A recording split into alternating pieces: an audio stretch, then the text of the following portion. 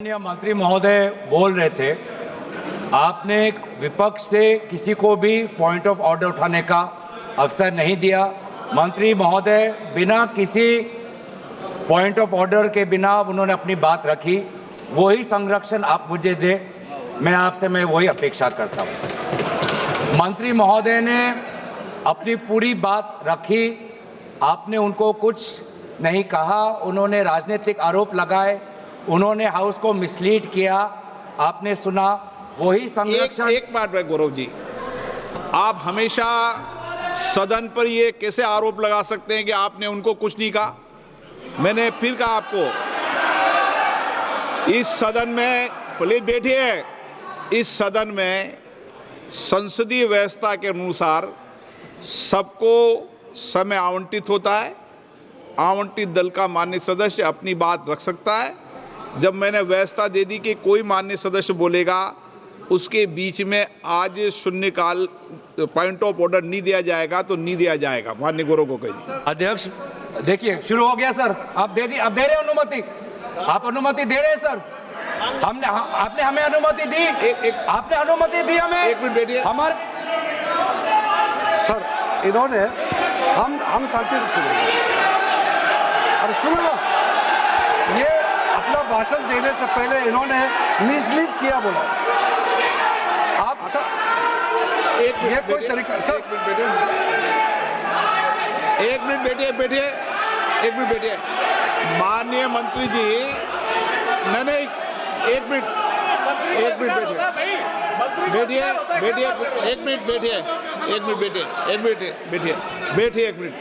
ठीक है, बैठिए। एक मिनट बैठिए। मैंने माननीय मंत्री जी को आपके भाषण के टोकने के लिए अलाउ नहीं किया है। वह आपने तो भाषण शुरू नहीं किया था। नहीं शुरू करने वाले थे, वह दूसरे विषय पर अपनी बात करना चाहते। आपके भाषण को नहीं काट रहे आप। नहीं, आपके भाषण को, वो तो अपनी बात कोई दूसरे विषय पर रखना चाहते हैं। मेरा सर इतना कहना है कि हम लोग शांति से बैठ के सुनेंगे। चर्चा का पूरा टाइम तय हो चुके हैं, हम लोग नोट करेंगे, सबका बात सुनेंगे। मेरा सिर्फ इतना ही अनुरोध है कि जैसे कि माननीय सदस्य कहेंगे कि मैंने मिसलीड किया, तो कौन सा पॉइंट मिसलीड किया वो बता दे। ऐसे आप आरोप ना लगाए, मेरा यही कहना है। आप तर्क बताइए कहाँ मिसलीड हुआ पॉइंट। अध्यक्ष महोदय, जो इन्होंने 2013 यूपीए गवर्नमेंट के संदर्भ में कहा, पूरा का पूरा मिसलीडिंग है, झूठ है। और हम डिमांड करते हैं कि वो ऑथेंटिकेट करें। इसीलिए बार बार इन्होंने आरोप लगाए, बार बार इन्होंने भ्रम फैलाया। आप इसीलिए हम भी अपनी बात रखेंगे, कृपया आप भी सुनने का धैर्य रखिए। अध्यक्ष महोदय, मेरा भी सौभाग्य है कि पिछले सदन में मैं अयोध्या राम मंदिर पर अपने पार्टी का मैंने अपना व्यू, अपने पक्ष रखा, और आज वक्फ संशोधन 2025 पर अपनी दल का और विपक्ष की तरफ से अपना पक्ष रखा। और अयोध्या राम मंदिर में भी और आज के वक्फ के संशोधन में भी मेरा एक ही मार्गदर्शक है, वो है भारत का संविधान। भारत का संविधान जो कहता है कि हमारा भारत में हर व्यक्ति को सामाजिक, आर्थिक और राजनीतिक न्याय, विचार, अभिव्यक्ति, विश्वास, धर्म और उपासना की स्वतंत्रता, और साथ साथ में यह कहता है कि व्यक्ति की गरिमा और राष्ट्र की अखंडता सुनिश्चित करने वाली बंधुता। ये बिल आज इस संविधान के इस जो मूल जो ढांचा है उस पर आक्रमण है। और इनकी जो पूरा जो भाषण था वो हमारे संविधान के इस मौलिक अधिकार पर, हमारे संघीय ढांचे पर एक आक्रमण था। आज इस सरकार का इस बिल के द्वारा 4 इनके मूल उद्देश्य। पहला मूल उद्देश्य है कि संविधान को कमजोर करना, टू डाइल्यूट द कॉन्स्टिट्यूशन। इनका दूसरा उद्देश्य है भ्रम फैलाना, to defame the minority communities of India. इनका तीसरा उद्देश्य है to divide the Indian society. हमेशा एक हमारे बीच में एक लिटिगेशन चलता रहे, मसला और बढ़ता जाए, ये उनका उद्देश्य है. और चौथा इनका उद्देश्य डाइल्यूट, डिफेम, डिवाइड, और चौथा इनका उद्देश्य है to disenfranchise the minority communities. आज माइनॉरिटी कम्युनिटीज के प्रति अपनी संवेदना जता रहे हैं.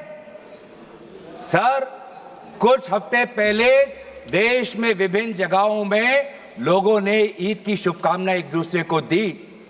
और क्या आपको पता है कहां इनकी डबल इंजन की सरकार ने लोगों को रास्ते पे ईद का नमाज भी पढ़ने नहीं दिया. और ये बात करेंगे आप अल्पसंख्यकों के प्रति अपनी संवेदना जताते हैं. मैं पूछना चाहता हूं कि आपके लोकसभा में कितने एमपीज अल्पसंख्यक हैं? पहले उसका विवरण दीजिए और फिर हमें बताइए कि आपके दिल में कितना संवेदना है. सर, मेरा तो मैंने जिस दिन भी ये बिल इंट्रोड्यूस हुआ उस दिन भी आदरणीय मंत्री को मैंने सुना और आज भी मैंने उनको सुना.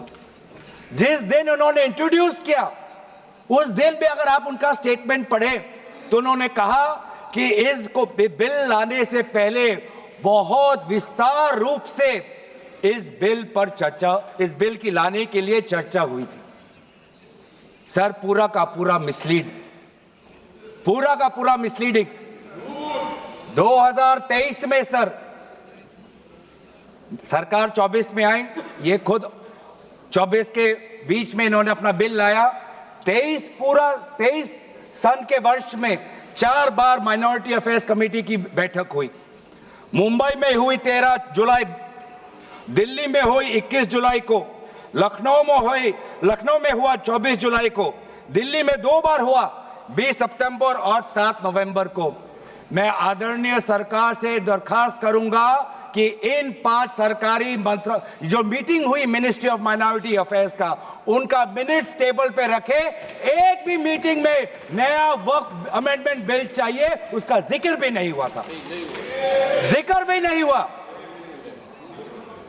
नहीं हुआ.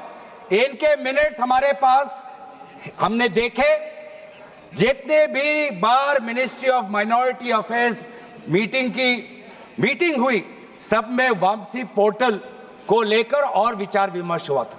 लेकिन एक भी मीटिंग के माइन्यूट्स में एक भी स्टेटमेंट नहीं है कि हमें एक नया वक्फ अमेंडमेंट बिल चाहिए.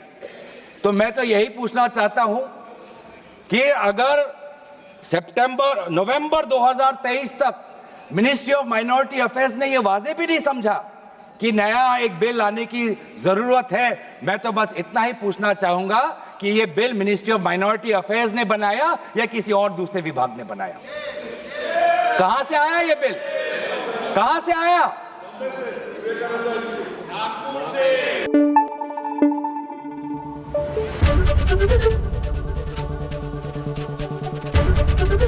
एबीपी न्यूज आपको रखे आगे.